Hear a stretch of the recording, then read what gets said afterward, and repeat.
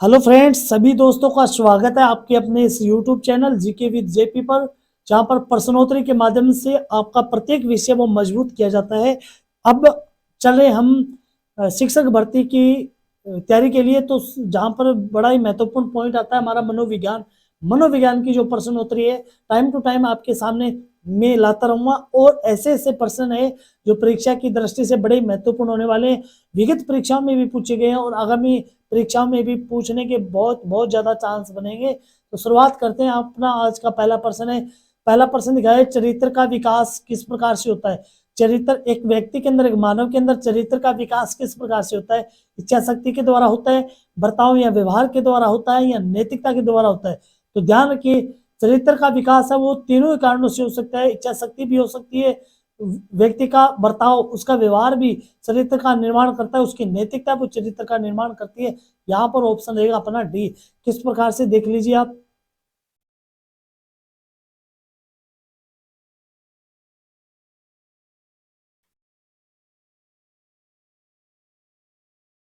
थोड़ा सा ये हो गया, चलो देखते हैं।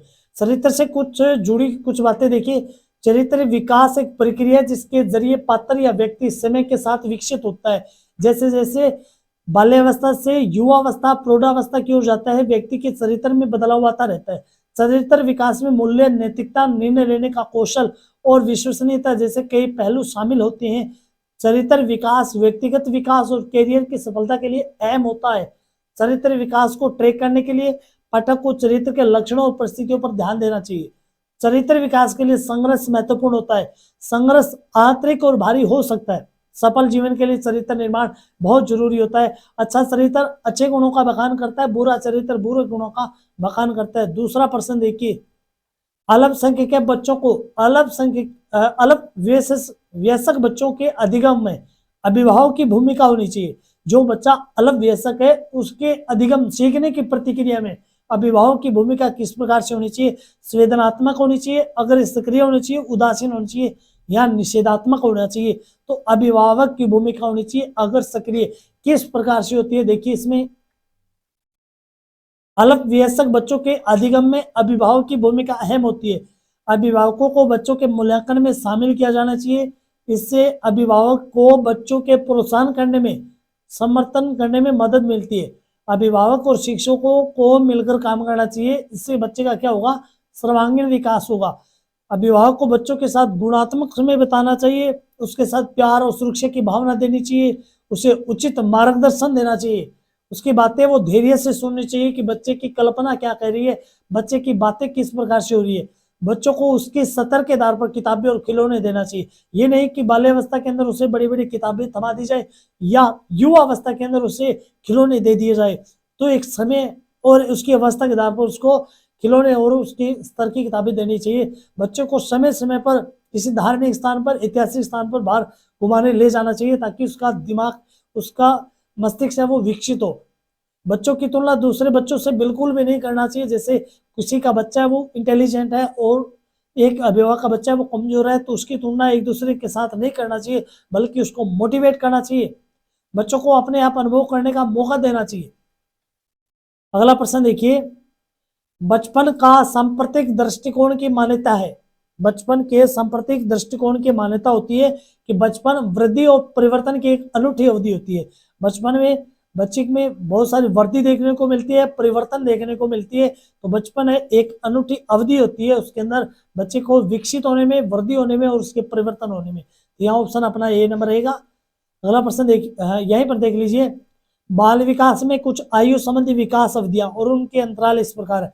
नवजात होता है 0 से 1 महीने तक का, शिशु होता है 1 महीने से 1 वर्ष का, नन्हा बच्चा होता है वो 1 साल से 3 साल का, प्री स्कूली बच्चा होता है वो 4 से 6 वर्ष का होता है, 4 से 6 वर्ष का।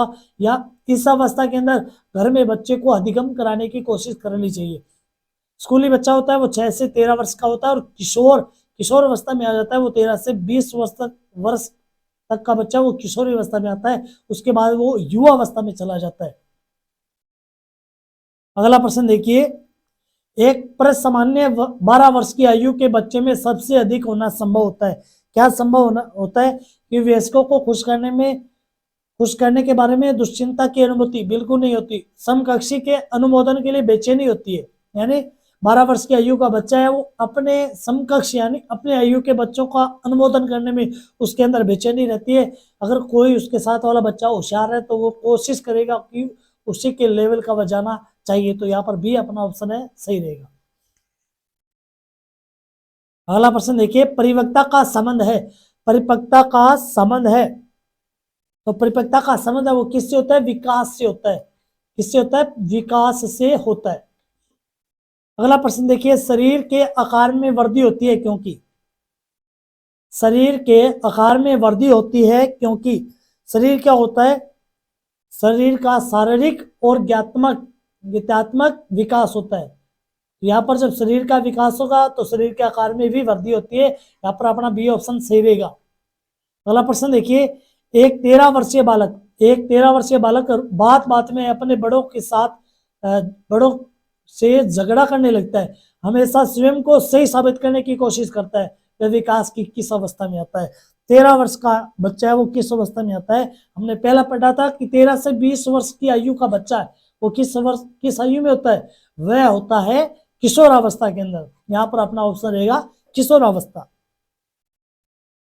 अगला प्रश्न देखिए, मानसिक विकास को प्रभावित करने वाले कारक है।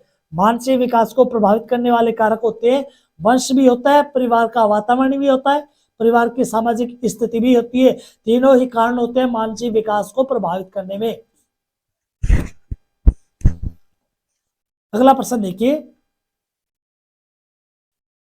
शर्म और गर्व जैसी भावना का विकास किस अवस्था में होता है? शर्म और गर्व यानी बच्चे को किसी कार्य में शर्म आती है या किसी कार्य को करने में गर्व होता है, तो ऐसी अवस्था होती है वो कौन सी होती है? वो बाल्यावस्था होती है।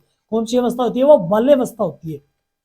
अगला प्रश्न है, शेषावस्था की मुख्य विशेषता क्या नहीं है? निम्न में से शेषावस्था की मुख्य विशेषता क्या नहीं है? तो यहाँ पर देखिए, सबसे पहले चिंतन प्रक्रिया ये शेषावस्था में नहीं होता, ये किशोरावस्था के बाद में, किशोरावस्था युवावस्था के बाद में, युवावस्था के दौरान है वो चिंतन प्रक्रिया वो सबसे ज्यादा मजबूत, सबसे ज्यादा सक्रिय होती है।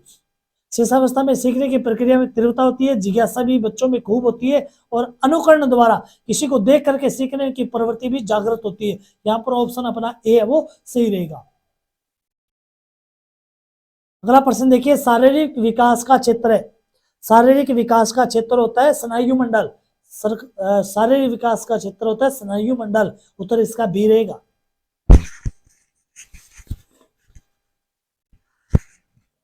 अगला प्रश्न देखिए, तनाव और क्रोध की अवस्था होती है, तनाव और क्रोध की अवस्था होती है, कौन सी होती है? तो तनाव और सबसे ज्यादा क्रोध बालक है वो 13 वर्ष से 20 वर्ष की आयु के बीच में सबसे ज्यादा ये इसके अंदर तनाव और क्रोध की अवस्था होती है।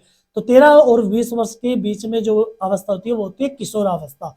किशोरावस्था के अंदर बालक का वो खुद को तनाव में महसूस करता है, उसे बात बात पर क्रोध भी आता है। ये प्रश्न हमने पहले भी कवर किया था। विकास में वृद्धि से तात्पर्य है, विकास में वृद्धि से तात्पर्य किस प्रकार का? तो विकास में वृद्धि से तात्पर्य है, यहाँ पर देखिए कार, सोच, समझ, कौशल में वृद्धि, ये नहीं होता। विकास में वजन में वृद्धि होती है, विकास व्यक्ति के विकास के अंदर वजन में वृद्धि होती है। यह ऑप्शन अपना बी सही रहेगा। अगला प्रश्न देखिए, बाल्यावस्था अवस्था होती है कितने वर्ष तक? तो पढ़ा था हमने 12 वर्ष तक होती है, लगभग 12 वर्ष तक। उसके बाद में कौन सी अवस्था हो जाती है? किशोर अवस्था हो जाती है। तो 12 वर्ष तक है वो बाल्यावस्था रहती है बालक में। अगला प्रश्न देखिए, किस मनोवैज्ञानिक के अनुसार विकास एक सतत और धीमी धीमी प्रक्रिया, लगातार चलने वाली लेकिन धीमी धीमी प्रक्रिया, किस मनोवैज्ञानिक ने कहा था? तो विकास एक लगातार और धीमी धीमी प्रक्रिया है, ये कहा था स्किनर। यहाँ पर देखिए आप नीचे दिखाए गए, स्किनर ने जो क्रिया प्रसूत अनुबंधन किया था वो चूहे पर और कबूतर पे किया था। याद रखना इस चीज को, चूहे और कबूतर पर क्रिया प्रसूत अनुबंधन है वो स्किनर के द्वारा किया गया था। अगला प्रश्न देखिए, बिग व हंट के अनुसार की विशेषताओं को सर्वोत्तम रूप से व्यक्त करने वाला एक शब्द है परिवर्तन। परिवर्तन शारीरिक, सामाजिक और मनोवैज्ञानिक होता है। तो ये किस में होता है? ये किशोरावस्था में होता है। किस में होता है? किशोरावस्था के अंदर होता है। अगला प्रश्न देखिए, निम्न में से कौन सी पूर्व बाल्यावस्था की विशेषता नहीं है? पूर्व बाल्यावस्था की विशेषता नहीं है। यहाँ पर बाल्यावस्था की विशेषता होती है खेलने की अवस्था, वो बाल्यावस्था की होती है प्रसन्न करने की अवस्था। आपने देखा होगा बच्चे छोटी छोटी बात पर प्रसन्न करते हैं, वो बाल्यावस्था की अवस्था होती है। अनुकरण करने की अवस्था, किसी को देखकर सीखने की अवस्था होती है, वो बाल्यावस्था की होती है। दल समूह में रहने की अवस्था है, वो किशोरी अवस्था से शुरू हो जाती है बालक में अंदर। तो यहाँ पर डी ऑप्शन अपना सही रहेगा। अगला प्रश्न है, विकास का अर्थ है। विकास का क्या अर्थ होता है? विकास का अर्थ होता है कि अनुभव के फलस्वरूप जो परिवर्तन होने की श्रृंखला होती है। यहाँ पर देखो, परिपक्वता वह अनुभव के फलस्वरूप होने वाले परिवर्तनों की श्रृंखला होती है, उसे विकास कहा जाता है। अगला प्रश्न है, खिलौने की आयु कहा जाता है। कौन सी अवस्था को खिलौने की आयु कहा जाता है? तो पूर्व बाल्यावस्था को, पूर्व यानी प्रारंभिक बाल्यावस्था को कहा जाता है खिलौनों की आयु। क्या दिखाया गया नीचे देखिए आप, खिलौनों की आयु शब्द प्रारंभिक बाल्यावस्था को कहते हैं। यह अवधि 2 से 6 वर्ष की होती है। इस अवधि को पूर्व टोली आयु या खोजपूर्ण आयु भी कहा जाता है। पूर्व टोली आयु, छोटे छोटे बच्चे वो टोली में रहते हैं और किसी न किसी चीज के अंदर, किसी न किसी वस्तु के अंदर वो अपनी खोज करते रहते हैं। इस अवधि में बच्चे के संपूर्ण विकास के लिए कई बदलाव होते हैं, जैसे पता चल सकता है, वह शौचालय का इस्तेमाल कर सकता है, वह अपने परिवार के सदस्यों के साथ बातचीत कर सकता है, वह भावनाओं को नियंत्रित करना सीखता है। किस अवस्था में? प्रारंभिक बाल्यावस्था के अंदर। अगला प्रश्न देखिए, विकास के संदर्भ में निम्न में से कौन सा कथन सत्य नहीं है? कौन सा कथन है सत्य नहीं है? सबसे पहले देखिए, विकास उकसाने और बढ़ावा देने से नहीं होता, ये बिल्कुल गलत है। यहाँ पर विकास उकसाने और बढ़ावा देने से भी होता है, या ऑप्शन ए नंबर है वो गलत रहेगा। विकास की प्रत्येक अवस्था के अपने खतरे होते हैं, बिल्कुल होते हैं। बाल्यावस्था होती है, उसके बाद किशोरावस्था होती है, और उसके बाद होती है वो युवा अवस्था। तो अलग अलग अवस्था के अंदर अलग अलग खतरे भी होते हैं, सीखने की प्रक्रिया भी होती है। विकास सांस्कृतिक परिवर्तनों में से प्रभावित होता है, ये भी सही है। विकास की प्रत्येक अवस्था की अपनी विशेषता होती है, ये भी हमने पढ़ लिया है। प्रत्येक अवस्था के अंदर बालक अलग अलग दिक्कत सीखता है। तो यहाँ पर ऑप्शन अपना ए सही रहेगा। अगला प्रश्न है, सामान्य परिपक्वन से पहले प्रशिक्षित करना प्राय क्या होता है? कुल मिलाकर हानिकारक होता है? नहीं होता। सामान्य परिपक्व से पहले सामान्य कौशलों के निष्पादन के संदर्भ में बहुत लाभकारी होती है, बहुत लाभकारी नहीं, सामान्य तौर से लाभकारी होते हैं। तीसरा है, ये लाभदायक हो या हानिकारक, यह इस पर निर्भर करता है कि प्रशिक्षण में किस प्रकार की विधि का प्रयोग किया गया है। यहाँ पर बिल्कुल ये सही रहेगा। निम्नलिखित में से कौन सा विकास उत्तर बाल्यावस्था के लिए उपयुक्त नहीं है? उत्तर बाल्यावस्था के लिए उपयुक्त नहीं कौन सा विकास? साधारण खेलों के लिए शारीरिक क्षमता अधिगम आवश्यकता होती है, बिल्कुल, ये तो बाल्यावस्था के लिए बिल्कुल उपयुक्त होती है। बच्चा वो खेलने की प्रक्रिया सबसे ज्यादा बाल्यावस्था में करता है। एक पुरुष या स्त्री के सामाजिक भूमिका प्राप्त करना ये नहीं होता, ये युवा अवस्था के बाद में होता है। एक पुरुष एक समाज के अंदर, एक स्त्री एक समाज के अंदर किस प्रकार से अपने कार्यों का निर्वहन करती है, ये किशोर अवस्था के अंदर होता है। यहाँ पर ऑप्शन अपना बी है वो सही रहेगा। अगला प्रश्न देखिए, यदि छात्र अधिकांश कार्य स्वयं के हाथों से करेगा तो छात्र में क्या होगी? छात्र के अंदर आत्मनिर्भरता बढ़ेगी, करने की शक्ति बढ़ेगी। यहाँ पर ऑप्शन अपना ए रहेगा सही। अगला प्रश्न देखिए, नवजात शिशु का भार होता है, नवजात शिशु का भार कितना होता है? तो नवजात शिशु का भार होता है 7 पाउंड। 1 पाउंड के अंदर कितना वजन होता है भाई? 1 पाउंड के अंदर वजन होता है 453.59 ग्राम का वजन होता है 1 पाउंड के अंदर। यह ऑप्शन अपना बी रहेगा।